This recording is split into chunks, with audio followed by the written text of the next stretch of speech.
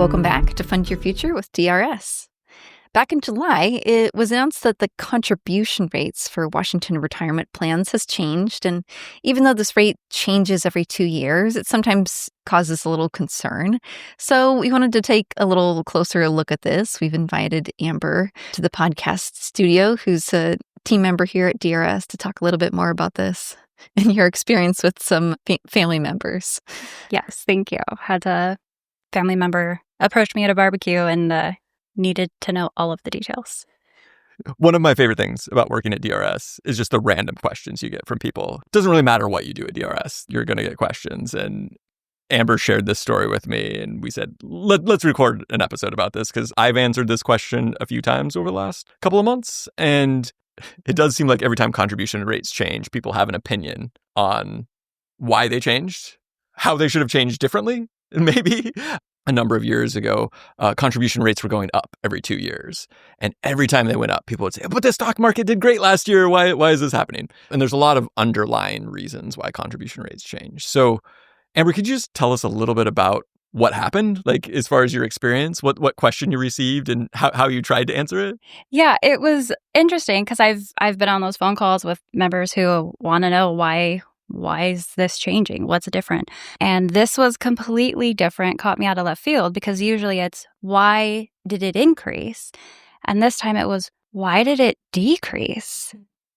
Why don't you need these funds anymore? So I was at a barbecue and my uncle said, hey, I need to know what's going on. Why did employer contribution rates decrease so drastically? And I don't work in the customer-facing area anymore, and I knew my member contribution rates decreased. Mm-hmm. I don't pay any attention to the employer rates because I know that they don't impact my benefit amount. Yeah. So I didn't care. So I had to ask him to tell me more. What do you mean decrease so drastically? And he came at me with numbers and the math. I have it written down here. He said, my PERS to employer rate was 8.9. Now it's 5.3. That's a 40% decrease in funds. And I couldn't do the math. We're at a barbecue. I'm like, what do you mean 40%? And he's like, it's 3.6, but 3.6% difference. When we're talking about 8.9 total, if you do the math, it turns into a 40% decrease total. Yeah. And he's like, that's huge. Of course, you want to extrapolate to something more drastic. He's like, that's 50% difference. And I explained that we have the select committee, we have the actuary's office, we have all of these other governing bodies and people who do forecasting and look at these and determine every 2 years what should happen or what could change with our contribution rates, and they make those changes accordingly. He was convinced it was legislature, politicians making those decisions. So that's not generally how that works. So I tried to explain what typically happens. He definitely wasn't satisfied, though. Yeah, so much to unpack there, which is great. Maybe the general first piece of background information that can be helpful for people to know is that generally Plan 2 for PERS and school employees and teachers is designed to be a cost share and an even split. So half the amount that gets paid in is paid by employees. As you mentioned, your contribution rates went down slightly as a PERS 2 member. And then the other half is paid by employers. So they're, in general, paying the same amount. However, over the last decades, employers have paid an extra contribution amount to help fund Plan 1s in PERS and the teacher's retirement system because those plans had been underfunded. And we did a previous episode, I think we talked a little bit about this with Matt Smith, the state actuary, when he was on episode about this plan to get the Plan 1s up to fully funded. Employers have been making these extra contributions for a long time. And what has happened recently is that the Plan 1s have gotten very close to fully funded. And some people might argue that they're already fully funded because there's a little bit of lag. As both of you have said, the contribution rates change every 2 years, but that's based on data from the year before. And then you're projecting contribution rates for the next 2 years. And that decision is made the year before that. So there's this whole kind of lag process in the system. And so what happened in July of 2025, and really it was the legislature in the last legislative session that said, we're going to take a pause on this extra contributions that are being paid into Plan 1 for the next 4 years. So even though the percentage of salary dropped by 3.9% roughly that employers were paying in, most of that drop was from the unfunded liability part that was being paid for Plan 1. So the extra amount that employers were paying in. And over the next 4 years, as you mentioned as well, the Select Committee on Pension Policy and the Office of the State Actuary and the Pension Funding Council and all these different entities that study pension funding are going to look at this and see, is Plan 1 in PERS and TERS fully funded, or do we need to put some more money in the future? But generally, this is good news. We're getting really close to fully funded of these older plans. And the amount that is necessary, even as you said, for the Plan 2 person, for the employee rates, those dropped as well. Usually we expect people to be excited about that. And so that's probably part of what that caught you off guard in the conversation? Absolutely. I was like, well, aren't you happy about this? Isn't this good news? Your rate decreased too. Isn't that great? That's a little more on your paycheck. He's like, I don't want it. I don't want it. Of course, he's in that 5 to 10 year gap before retirement. Mm-hmm. So he's like, everything, put it away towards retirement. I don't need it right now. I'll need it then. Yeah. So any bit that isn't going there anymore is a concern. Yeah. Very, very different from what I'm used to hearing. Or if the employer contribution decreases more than the member contributions, why can't the member contribution decrease more? Like, it's never, please continue to take more money. That's never been the case that I hear. I was thinking about this in terms of like more like a personal finance question. If a person just had a 401k and, they said, oh, you should put away 10%. If you start putting away 10%, you're going to be good by the time you reach retirement. And somebody kind of panicked a little bit and said, well, I'm going to put in 15 just to be safe. And then they get really close to retirement and they're like, oh, actually, maybe I put in more than I needed. And now I can back it down. And some people might be okay with that. And some people still might feel uncomfortable and say, well, I want to make sure I have extra. I want to make sure I have a cushion. And I think one of the things that always makes people nervous is their pension going to be there? As you're saying, your uncle's getting close to retirement. Am I still going to have that guaranteed benefit 10, 20, 30 years down the road? Yes, that was a big concern for him. Because he's also, of course, looking towards retirement, looking at Social Security and seeing history of that Social Security age continue to increase, go up a bit before they can have their full Social Security benefit.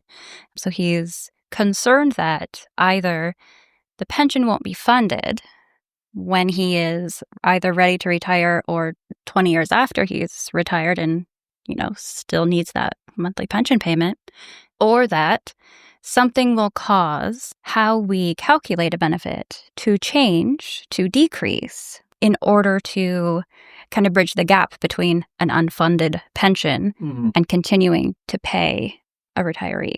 Yeah. Well, I think that's why it's all the more reason to say that we're actually very close to having these pensions fully funded so that we, I would assume, hopefully not have to change how much we're contributing in. And like you said, it hopefully you shouldn't worry too much because it is based on that factor of how many years you worked, a percentage times your salary and all that. But I could see how his concern was that even that would change. Yes. It is hard because some people will always be skeptical. The Social Security example is a really good example. People have seen negative impacts. And I think our Plan 1 folks in PERS 1 and TERS 1 previously had a COLA in their plan and currently don't receive a COLA because it was something that could be taken away through legislation. Most things in the state retirement benefits can't be taken away, but it is hard to get into that nuance of what is legally allowed, what is not legally allowed. A court has to maybe even make a decision on that. It could be in a court case for a long time. So there certainly are unknowns there, but I think Jenny, to your point, it is helpful to reinforce to people that, and the state actuary's office actually just released their most recent valuation report that shows across the board the plans in the state, if you add them all together, they're 100% funded. Now, that's not the way the plans work exactly. There are some plans that are overfunded and some plans that are underfunded. But once again, it's a position of strength for the state. And that doesn't mean that we can stop putting money into the plans. Now, for these closed plans like the Plan 1s, maybe we can. But for our Plan 2s and 3s, we're still actively contributing. As Amber was saying, she's an employee that is still paying into the plans. That just means we need to continue on that same sort of trajectory. And one of the things that's really good about the way the Washington plans are set up is, as you both have said, we revisit this at least every 2 years. Are we on track? And we're looking back. We're not just like in the very exact moment, like, oh, the stock market went up yesterday. We can put in less money. Like, we're looking at it over a long period of time, both backwards and forwards. That was going to be my next question is, could you explain how that sort of evaluation works? Are we just looking back to see how the last 2 years have gone, or if we're also looking at future projections on where markets may be at that time? Yeah, I don't want to speak too much for the Office of the State Actuary, and we've talked about this a little bit with both Mitch and Matt in previous episodes. So yes to all of that. We are, as a state, looking back over the last 2 years, and the State Actuary actually does a very deep dive over the last 6 years and what has happened in that time period, and does it match what they thought was going to happen? And then every 2 years, they also project forward over the course of the next, I'm not going to get this number right, something like over the next 20 years. What do they expect to happen over the next 20 years or 30 years or 50 years? How long do they expect people to live? But really, the main assumptions that they look at every 2 years are, what is inflation expected to be over that next 10, 20, 30-year period? And what do they expect investment returns to be over the next 10, 20, 30 years? So when I started working here almost 15 years ago, at the time, the state was projecting future investment returns to be 8%. Since then, that number has decreased.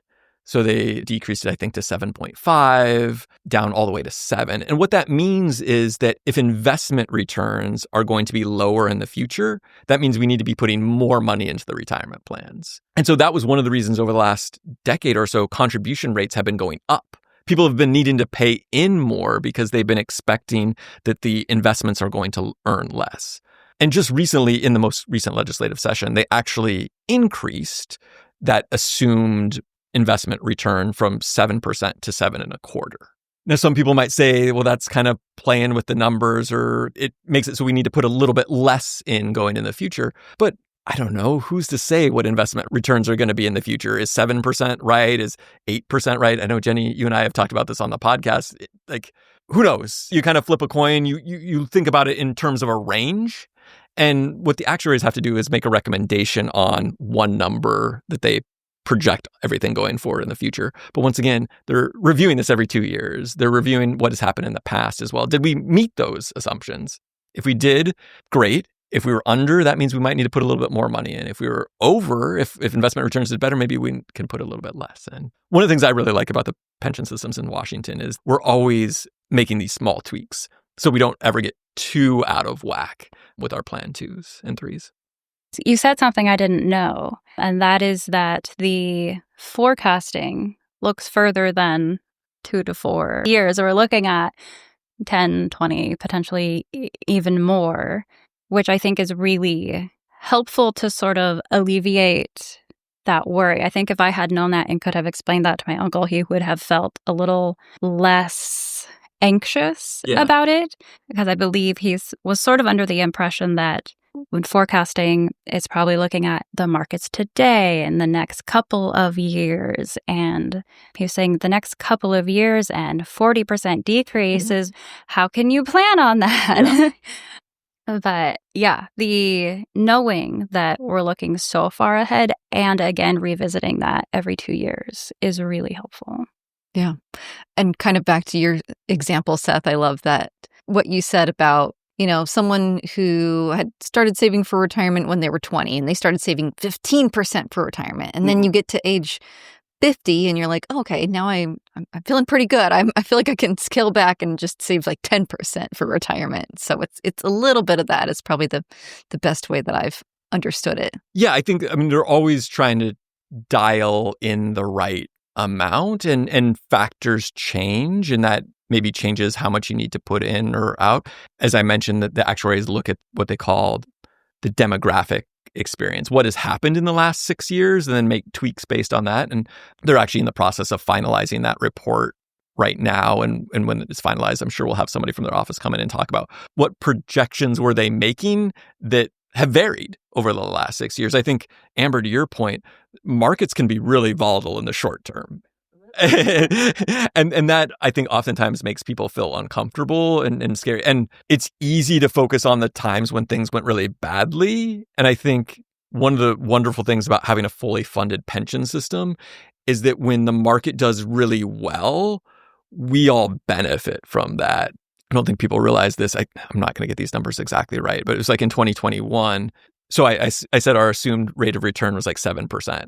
I think it was something like 24%. Wow. So when you think about $100 billion invested, they're hoping to gain $7 billion in that year, and they gain $24 billion.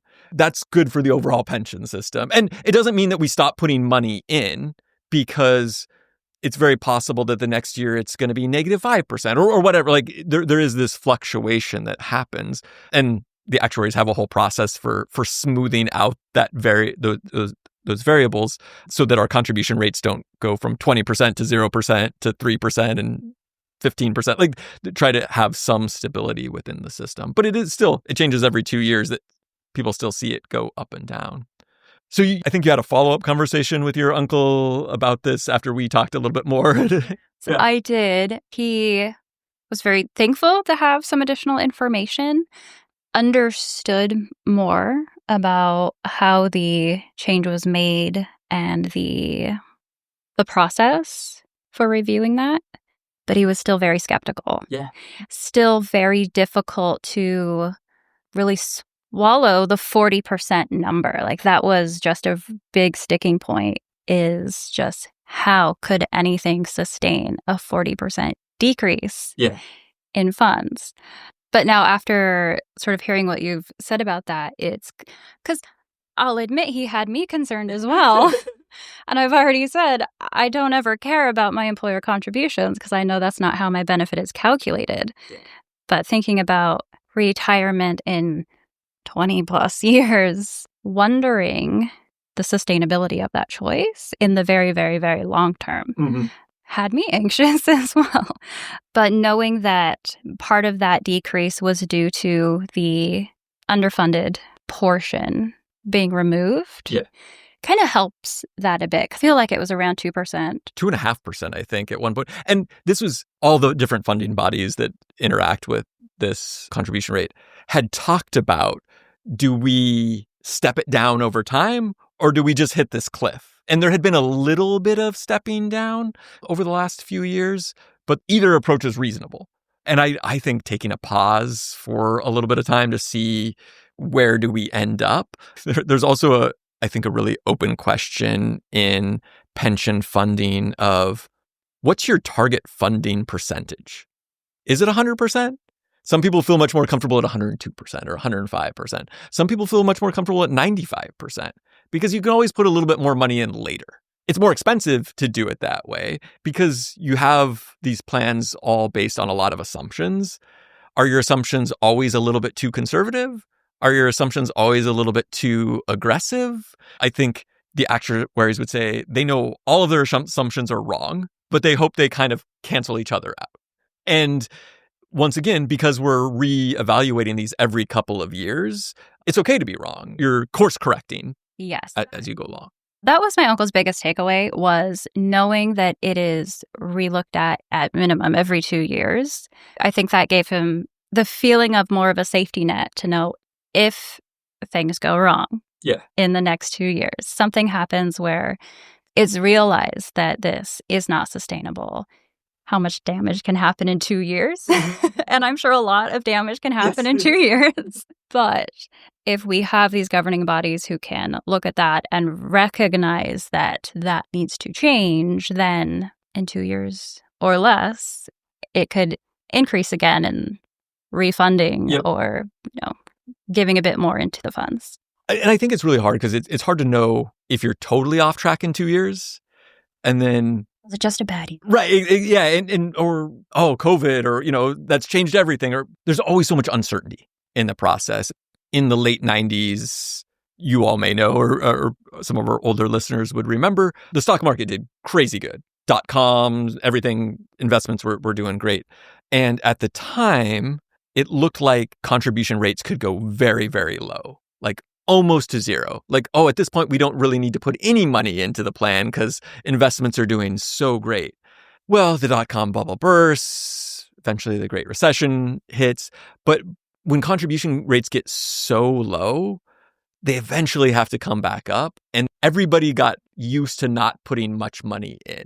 And it feels good when you're not putting the money in. You can go spend that money on other things. And so actually, one of the things that came out of that time period, it was called the Happy Valley and then the Terror Mountain. Those are like inside pension nerd things. Terror Mountain, like, oh my gosh, we got to keep paying more and more in. But one of the things that came out of that was minimum rates. So even if it looks like we could afford to only put in 3% or whatever, and I don't remember what the minimum rates are off the top of my head, but something like 5%. Like you as a Plan 2 member, the employer still have to pay in these minimum rates to make sure we're not dropping too low in those contribution amounts that are going in, because we need to put those contribution amounts in so that they can then be invested and grow and we have the advantage of the market gains during that time.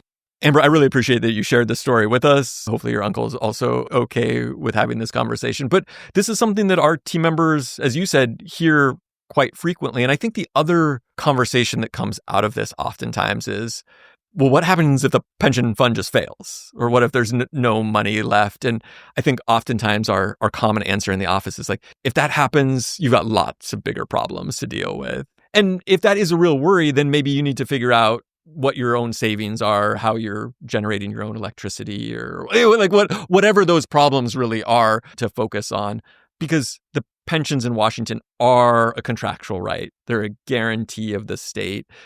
The state has a lot of other guarantees that they need to pay as well, but we have this dedicated trust fund that helps pay these benefits out. It's not, I think oftentimes, as you mentioned, people think about Social Security and it's just money's coming in and going straight back out. That's not the case with the pension funds. The money is coming in, going into the trust fund, invested by the state investment board, and then that turns around in 10 or 20 or 30 years and pays out the pension benefits, plus all the gains that were earned on that money during that time period.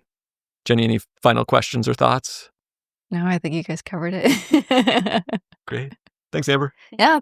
Thank you so much for coming in and sharing your story. Thank you. Thanks for listening, and now we'd love to hear from you. What topics would you like to hear about? What questions do you have for us? Send an email to drs.podcasts@drs.wa.gov. That's drspodcasts@drs.wa.gov. The Department of Retirement Systems provides this podcast as a public service, but it's neither a legal interpretation nor a statement of DRS policy. References to any specific product or entity do not constitute an endorsement or recommendation. The views expressed by guests are their own, and their appearance on the program does not imply an endorsement of them or any entity they represent. Views and opinions expressed by DRS employees are those of the employees and do not necessarily reflect the view of DRS or any of its officials.